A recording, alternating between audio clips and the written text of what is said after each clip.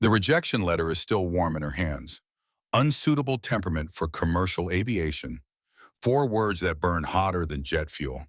Across the room, 3 men who flew worse than she did pop champagne, their laughter slicing through her like shrapnel. One, Brad Morrison, smirks. Maybe try becoming a flight attendant instead. She doesn't answer. She's replaying the moment she saved an imaginary plane load of passengers in the simulator. An emergency landing so flawless, even the crusty test pilots applauded. But that wasn't the test she failed.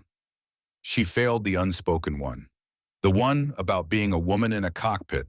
What they don't know is why she flew at all. Not for glory, not for money. Because 8-year-old Sarah Chun once sat on her father's shoulders at an air show, and he told her the sky belonged to her. Somewhere in this building, an old Navy pilot named Jim Reynolds is walking toward her. He's seen combat, storms, and bureaucrats with knives for smiles. But nothing quite like the storm in Sarah's eyes right now. And he's about to hand her a choice that will turn rejection into something far more dangerous. In 3 years, pilots will whisper her call sign, Angel 1, like a prayer. But at this moment, Sarah doesn't know that. She only knows the sting of being grounded and the taste of a promise forming on her lips. They'll remember my name. Sarah Chum's fingers quivered as she held the letter, the paper trembling in her grip. The words leapt out at her in cold black type, unsuitable temperament for commercial aviation, searing themselves into her memory like a brand. She could still hear the examiner's laughter, sharp and derisive, echoing in her head. Sweetheart, passengers don't want some emotional woman at the controls when turbulence hits. The sting of those words burned almost as much as the rejection itself. It didn't matter that she had just completed a flawless emergency landing simulation, so flawless that even the veteran test pilots watching had raised their brows in genuine admiration. None of it mattered. Here she was, in 1989, watching the dream she had chased for years crack and splinter before her eyes. The waiting room of the testing facility felt like a mausoleum, heavy and airless, as she sat frozen in place. The rejection letter crumpled in her fist, her knuckles pale with strain. Around her, 3 male candidates, men whose performances had been undeniably weaker than hers, were already celebrating. Their laughter rang out loud and unrestrained, slicing through her like jagged shards of glass. One of them, Brad Morrison, had barely scraped through his tests. He had nearly lost control entirely during his crosswind landing. Yet now, with his approval in hand, he caught her eye across the room, grinning with smug satisfaction. Better luck next time, honey. Maybe try becoming a flight attendant instead. The words landed like a punch to the gut. She had poured every cent she had into her flight training, clocking double shifts at the diner to cover fuel and aircraft rental. Her logbook recorded over 800 hours of flight time, more than any of the men who had passed that day.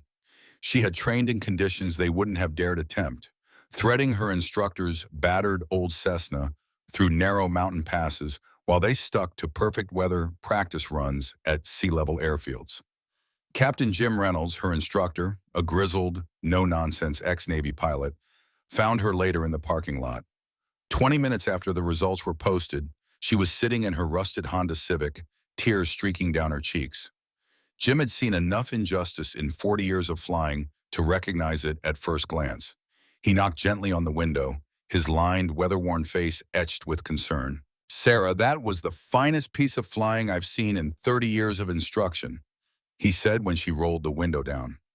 That emergency descent you pulled off, there are airline captains with 20,000 hours who couldn't have handled it better. Her voice cracked. Then why? Why did they pass Morrison when he almost put us into the ground during his crosswind test? Jim's jaw tightened. He had been on the observation deck the whole time, watching the evaluation unfold. From the moment Sarah stepped into the briefing room, the examiner's attitude had been dismissive, their questions prying at her emotional stability and physical strength in ways they would never have dared with a male candidate. She had sailed through the hardest maneuvers without a mistake. But each time she succeeded, they had searched for smaller and smaller faults to mark her down. Because they're scared, he said at last. Scared you're better than they are. Scared that passengers might actually prefer a pilot who thinks before acting, instead of just relying on bravado. That evening, Sarah sat alone in her cramped studio apartment, staring at the wall plastered with aviation charts and photographs of planes. The dream she had nurtured since childhood felt cruel now, like a promise the world had never intended to keep. She was 8 years old the first time she'd seen the Blue Angels streak through the air at an air show, their jets twisting and diving in impossible formations. She had stood in awe, her small hands gripping her father's shoulders as he hoisted her up for a better view. He'd been a mechanic at the local airport, his voice warm and certain when he told her, "Someday, Mia, you could fly like that." But someday felt further away than ever. In 1989, commercial aviation was still an old boys' club. Women were tolerated as flight attendants, but in the cockpit, they were eyed with suspicion. During training, Sarah had heard the whispers, questions about whether women could handle the physical demands of the tree, whether they would freeze in an emergency, whether passengers would even feel safe knowing a woman was at the controls. The phone rang, yanking her out of her thoughts. It was Jim. "I've been thinking," he said without any lead-up. "You want to show them what you're made of? Come work for me. I'm starting an advanced flight training program. Emergency procedures, mountain flying, adverse weather, the kind of skills that separate real pilots from the weekend warriors." A flicker of hope lit in her chest. "But I don't have my commercial license." "You won't need it, not if you're instructing under my supervision." And Sarah, his voice grew steady and serious. "I'm going to teach you things they don't put in any manual, things that could save lives someday." That night, Sarah made her choice. She would not fade quietly into the background. She would become so skilled, so unshakably capable, that they couldn't ignore her again. By morning, her decision was already in motion. She sold her car, bought a secondhand bicycle for transportation, and moved into an even smaller apartment near the airfield. Every dollar she earned went toward flying time. And then she began. Day after day, she was in the air, pushing herself into conditions other pilots avoided. When storms rolled in and others stayed grounded, Sarah was up there, learning to read the wind, to feel the subtle conversations between the plane and the air, mastering instincts that no textbook could teach. Her instructor warned her she was taking. Sarah had been warned more than once to avoid unnecessary risks. But deep down, she knew that playing it safe had already cost her more than she could bear. The sting of rejection still burned in her chest, but it had also sparked something fierce, something hotter and brighter than her fear. She was determined to prove once and for all that her ability to fly had nothing to do with being a woman. She would become the pilot they swore she could never be. And when her moment came, she would be ready. That first night in her new life, as the quiet of dawn began to creep into the sky, Sarah lay in the dark and whispered into the emptiness, almost like a vow. "They'll remember my name." 3 years passed after that night, and Sarah Chun had transformed into something the aviation world had never quite seen before. She had become a legend whispered in hangars and control towers, the ghost pilot, a name that carried awe and mystery in equal measure. Her reputation grew with each rescue that seemed, by all logic, impossible. Stories traveled quickly through an underground network of mechanics, air traffic controllers, and seasoned pilots about a mysterious woman who would appear in the worst flying conditions, save lives, and vanish without leaving a single trace. The first tale that ignited her legend unfolded on a fog-choked Tuesday morning in 1992. A medical helicopter was carrying a 6-year-old boy whose appendix had ruptured. The boy's condition was deteriorating fast, and the nearest hospital was 40 miles away, 40 dangerous miles through jagged, treacherous mountain terrain. Then the pilot's voice crackled over the emergency frequency, shaky with panic. His navigation instruments had failed. He was flying blind. Through the static came a steady, almost serene voice. "Med Flight 7, this is your guardian angel. I'm off your starboard side. Follow my voice and my navigation lights." For the next 27 minutes, Sarah led the helicopter through a deadly maze of radio towers and steep peaks, relying solely on her unmatched familiarity with the terrain and her uncanny ability to read wind patterns invisible to everyone else. When the helicopter finally landed safely at the hospital, the pilot scrambled to find the mysterious savior who had guided them. But the small Cessna was already gone, swallowed back into the morning mist. At her own small airfield, Tony Ramirez, a weathered old mechanic who had become Sarah's closest friend and confidant, watched her taxi in. His admiration for her was plain, but so was the worry etched in his eyes. "You're going to get yourself killed one of these days," he told her as she climbed out of the cockpit, her flight suit drenched in sweat from the laser focus that rescue had required. "Better to die flying than live grounded," Sarah shot back. But Tony couldn't ignore the toll it was taking on her. She was thinner than before. Dark circles lived under her eyes, carved there by too many sleepless nights monitoring emergency channels. Sometimes her hands trembled, not from fear, but from the adrenaline drop after each mission. By then, the FAA had begun receiving rumors of an angel pilot, but each time they tried to investigate, she had already disappeared. Sarah had built a careful web of allies, mechanics who fueled her plane without asking questions, controllers who forgot to log certain flights, and even commercial pilots who quietly passed along distress calls. Her most daring rescue came later that same year, during what would be remembered as the storm of the century in the Pacific Northwest. A small commuter plane carrying 12 passengers had been caught in the heart of the superstorm, its engines choking on ice. The aircraft was losing altitude fast. Every runway within 100 miles had been closed, swallowed by the weather. Sarah was in her small apartment, half listening to the emergency frequency, when she heard the pilot's voice, ragged, desperate. She didn't hesitate. She threw on her jacket and ran for the airfield, pushing through a sideways wall of rain and wind strong enough to bend trees to breaking. Tony intercepted her, gripping her arm hard. "Sarah, this is suicide. Winds are gusting at 70 knots.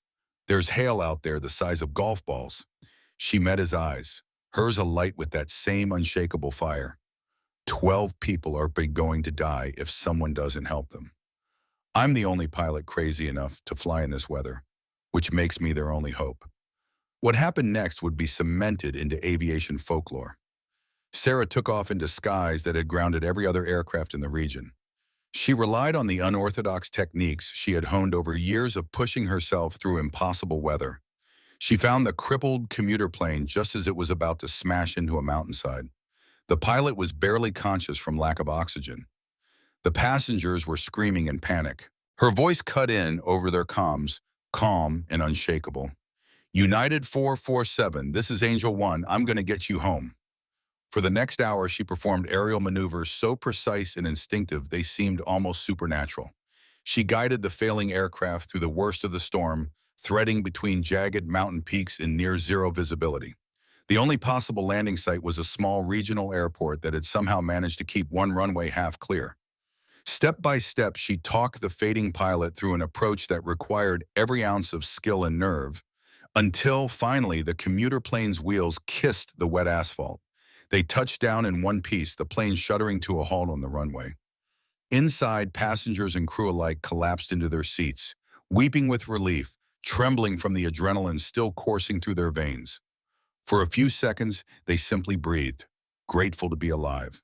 And then, almost instinctively, their eyes turned toward the cockpit windows, ready to offer their thanks to the one who had pulled them back from the very edge of death. But the sky above them was empty. Sarah was gone, vanished as though she had never been there at all, leaving nothing behind but the lingering echo of that calm, steady voice that had guided them through K and terror. News of the rescue swept across the nation. Television anchors told the tale with breathless urgency, and within days, aviation magazines were running full-page spreads about the mysterious angel pilot. Theories erupted everywhere. Some insisted she must be a former military ace with a past too classified to discuss. Others swore she was something not entirely human, an apparition in a headset. The truth, however, was both simpler and far more remarkable. Sarah was just a woman who had once been told, flat out, that she wasn't good enough to fly for a commercial airline. She hadn't argued. She hadn't begged. She had simply become something greater. A quiet sentinel in the skies, appearing only when the stakes were life and death. Word of her skill began to spread through the industry. Without admitting it publicly, commercial carriers began asking questions. Company representatives quietly appeared at small regional airports, hoping for a chance meeting. But Sarah refused every approach. They had their chance, she told Tony one evening as the two of them watched the sun melt into the horizon, staining the clouds in molten oranges and deep purples. When I was desperate for an opportunity, they slammed the door in my face. Now they're calling because I've proven I'm better than their best pilots. What she didn't know was that her reputation had already reached the Pentagon.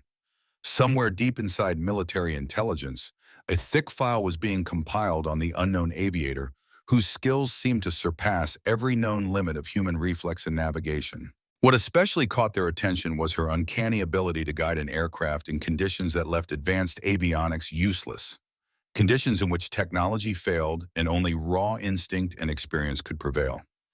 As 1993 began, Sarah carried on with her solitary mission, walking the razor's edge between selfless heroism and dangerous self-neglect.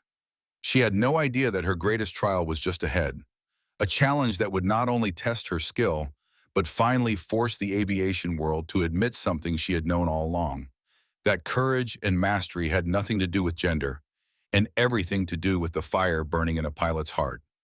The moment came without warning. At exactly 3:47 p.m. on March 15, 1990, every radio frequency in the western United States erupted with an urgent, crackling call. Mayday! Mayday! This is Lightning Squadron Leader. We are Code Black. Repeat, Code Black. The voice belonged to Major Jake Viper Harrison, one of the Air Force's most decorated and respected fighter pilots.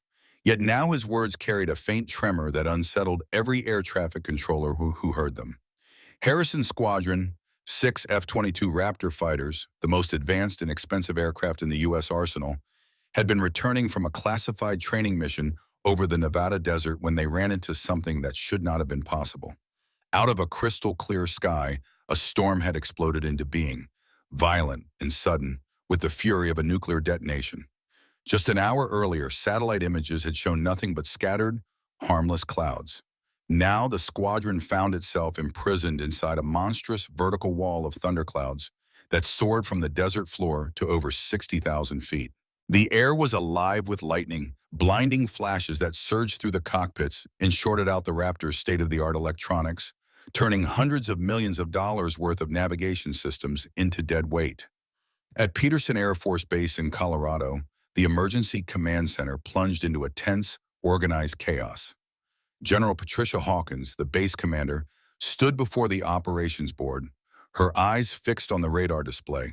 6 small blips wavered erratically inside a red hazard zone of jagged mountain peaks and electrical storms. Each one represented not only 150 million of military hardware, but, far more importantly, a pilot she had personally trained and mentored. "Sir, we've lost all communication with Lightning Squadron," Sergeant Martinez reported, his voice tight with strain.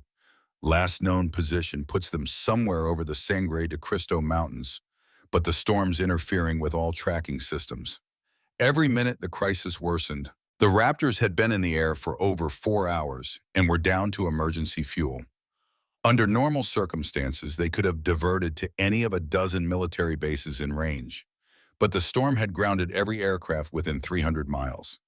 Even rescue helicopters sat motionless on their pads, their crews staring at weather monitors with growing dread. Then Harrison's voice broke through the static again, faint and ragged, with a weary finality that made General Hawkins' stomach knot. "Control, this is Lightning Leader. We're flying blind. Instruments are dead. GPS is down. We're on fumes. I can't see my own wingtips. Can't even see the mountains. We're not gonna make it. Tell our families. We died doing what we loved." In Lightning 2, Captain Maria Santos fought to keep her composure. Her eyes burned with unshed tears as she gripped the stick with both hands, struggling to hold formation with planes she could no longer see. At 28, Santos had clawed her way up from poverty in East LA, breaking through prejudice and relentless setbacks to earn her place in the cockpit of an F-22. And now, it seemed, it would all end here, slamming into some nameless peak in the blinding dark. Her fuel gauge hovered just above empty. 10 minutes left, maybe less. The turbulence was so violent she could barely keep her hands from slipping off the controls. "Lightning Squadron, this is your mother hen," came General Hawkins' voice over the radio, calm but urgent, carrying that rare warmth that had earned her the fierce loyalty of her pilots. "We're working every angle down here.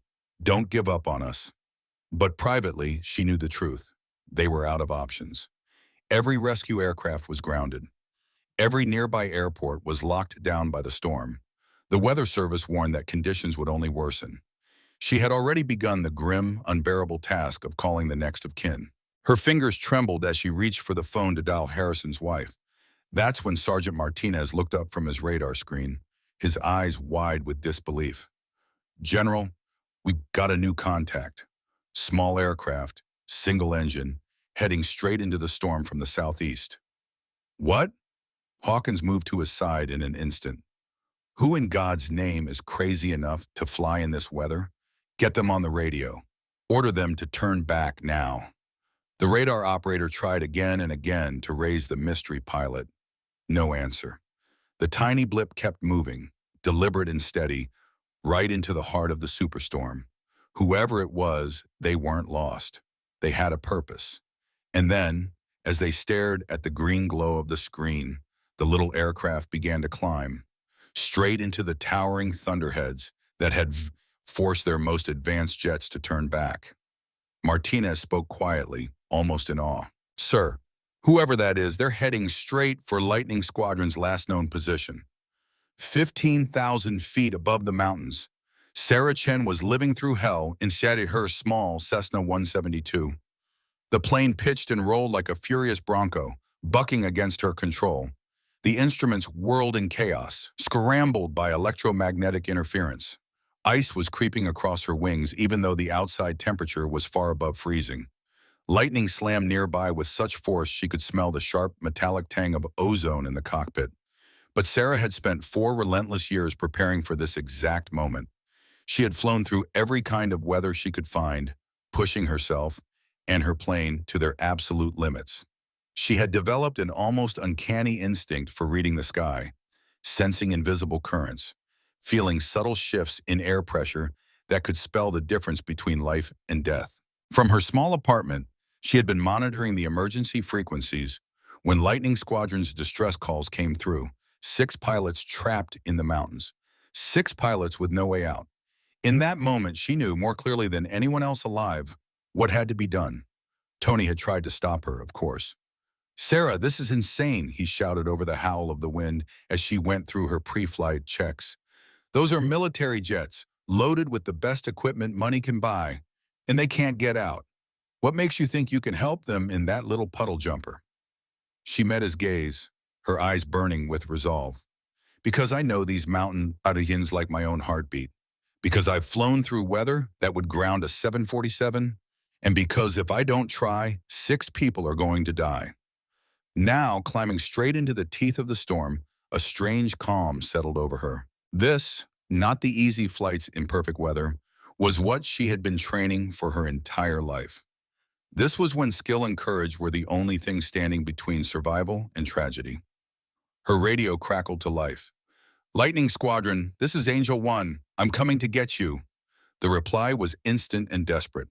"Angel 1, whoever you are, turn back. This storm will kill you."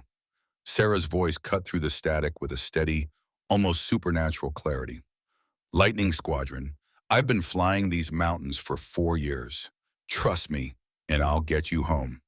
She was already beginning the most dangerous flight she had ever attempted, drawing on techniques no flight school would ever teach, skills forged in years of rejection, grit, and determination. She was about to try something that would either save 6 lives or add her name to the long list of pilots who had challenged the sky and lost. The storm roared around her like something out of scripture. But Sarah Chen was no longer afraid. She was exactly where she belonged. Her Cessna jolted violently as she plunged deeper into the superstorm. The altimeter jumped wildly between numbers. The compass spun like a roulette wheel. Her GPS flickered between static and error codes. She was flying by feel alone now, reading the faint pressure changes on the skin of her aircraft, judging the distance and direction of lightning by its color and brightness, listening to the way rain and hail struck the windscreen to gauge wind speed and shift. "Lightning Squadron, this is Angel 1, Ma," she radioed, her voice firm. The voice came through the comms, cutting through the static with an almost otherworldly clarity. "I need you to listen very carefully. Your instruments are lying to you right now, mine aren't. Until you're home, I'll be your eyes and ears. The reply was instant, tense, and raw with both disbelief and desperation. Angel 1, this is Lightning Leader. We've got maybe 8 minutes of fuel left. Zero visibility. We're somewhere over the Sangre de Cristal range. Navigation systems are completely dead. How can you possibly help us when we can't even help ourselves? Sarah's pulse kicked hard in her chest as she absorbed the words. 8 minutes. She knew those mountains, every ridge, every pass, every valley, like they were old friends she'd flown alongside for years. She'd taken aircraft through weather that would send most pilots scrambling for open sky. But this, guiding 6 supersonic fighters through a tangled maze of 14,000-foot peaks without a shred of visibility, this was an entirely different level of impossible. She keyed the mic, voice steady. Lightning Leader, reduce power to minimum sustainable airspeed and descend to 12,000 feet. There's a valley system running east to west about 15 miles south of your position. I'm going to guide you through it. The answer came back, strained with doubt. Angel 1, we can't see a thing. How do you even know where we are? Sarah closed her eyes for half a heartbeat, tuning into the sensations around her, the pitch of the wind, the subtle shifts in pressure, the way currents curled and broke around hidden cliffs and unseen ridges. Because I can feel the mountains, Lightning Leader. The wind tells me everything I need to know. Trust me. Inside Lightning One's cockpit, Major Harrison exchanged a glance, well, more of a blind acknowledgement, with Captain Rodriguez, flying barely 50 feet away but completely invisible in the thick, roiling haze. Harrison had logged 20 years of combat and patrol flights, survived missions over hostile territory where every second could be your last. Yet he had never felt as utterly powerless as he did now. The fuel gauge mocked him, 7 minutes left. Every tick of the clock pushed them closer to carving their names into the side of an unyielding granite peak. He clicked his mic. All Lightning aircraft, this is Leader. We're following Angel 1's instructions. Reduce power, descend to 12,000, maintain formation on my voice commands. What followed was something that would be whispered about in aviation circles for decades. A display of airmanship that bordered on the mythical. For 6 relentless minutes, Sarah guided those fighters through a lethal labyrinth of stone and air. Her tools, nothing but her voice, her instincts, and a deep, almost mystical bond with the mountains. Lightning 2, you're drifting left. Come right 5 degrees and climb 50 feet. Ridgeline beneath you. Her tone never wavered, calm, precise, even as her own aircraft shuddered under punishing turbulence that could have ripped a lesser machine apart. Captain Santos, in Lightning 2, felt hot tears prick her eyes. That voice, steady, confident, had become her only lifeline. Angel 1, how do you even know where the ridges are? We can't see a thing. The reply was matter of fact, as though the answer was as obvious as daylight. Because the wind changes when it hits rock, Lightning 2. It gets choppy near granite, smooth over valleys. I've been reading these mountains like a book for 4 years. By now, Sarah was running on something beyond conscious thought. Instinct had taken the controls, her mind processing 1,000 delicate signals in an unbroken stream. The flash of lightning in the clouds revealing air density, the pitch of the wind whispering of unseen obstructions, even the smells carried on the turbulent air. The metallic tang of hail, the earthy bite of rain-soaked granite. Her senses had become a living map. Lightning Squadron, critical turn ahead. 30 seconds. I need a coordinated left turn to heading 270. Narrow pass ahead will take us clear of the worst of this storm. In Lightning 1, Harrison's gauge now read 3 minutes. His hands gripped the controls tight, not from fear, but from the brutal, constant fight to keep the aircraft in one piece against a storm determined to shake it apart. Angel 1, we're running on fumes. You sure about this heading? Lightning Leader, I've flown through Rabbit Ears Pass in weather nearly this bad. Trust me, it's our only way out. 6 fighters rolled into the turn as one, invisible to each other yet perfectly aligned, banking left into the teeth of the wind. Sarah led them into the narrow pass, threading between walls of rock that rose like the jagged fangs of some prehistoric predator. Lightning 3, climb 100 feet. Radio tower on the ridge to your right. Lightning 5, You're perfect. Hold heading and altitude. In Lightning Five's cockpit, Lieutenant Colonel James Hawk Peterson could hardly believe what he was hearing, or what they were doing. 15 years in the air, and he had never experienced anything like this. Whoever Angel One was, she wasn't just flying. She was part of the sky itself. The question cut through the roar of the storm, barely audible in the radio static. What's your background? Military? Sarah let out a quick laugh, a short, incredulous sound, almost swallowed by the wind and rain. No, Lightning Five, she replied, voice steady despite the chaos around her. I'm just someone who was told she couldn't fly. They slipped out of the mountain pass like a ship emerging from a narrow channel, and at once the storm began to lose some of its bite. The violent turbulence softened to a heavy, relentless push, and through the dark curtain ahead, Sarah caught the faint shimmer of runway lights in the distance. Her relief was short-lived. A glance at her instrument panel made her stomach tighten. The fuel gauge hovered at empty. The engine coughed, faltered, then drew on the last reluctant drops from the tank. Over the radio, a calm but urgent voice broke in. Lightning Squadron, I have the field in sight, bearing 090, 12 miles. Keep your current power settings, and you should make it. Major Harrison's tone carried something raw, the unmistakable weight of relief. Angel One, we've got the runway. We're going to make it, thanks to you. What's your name? The Air Force owes you a debt we can never repay. Before she could answer, Sarah's engine sputtered one last time and went silent. Her aircraft shuddered as it surrendered to the air.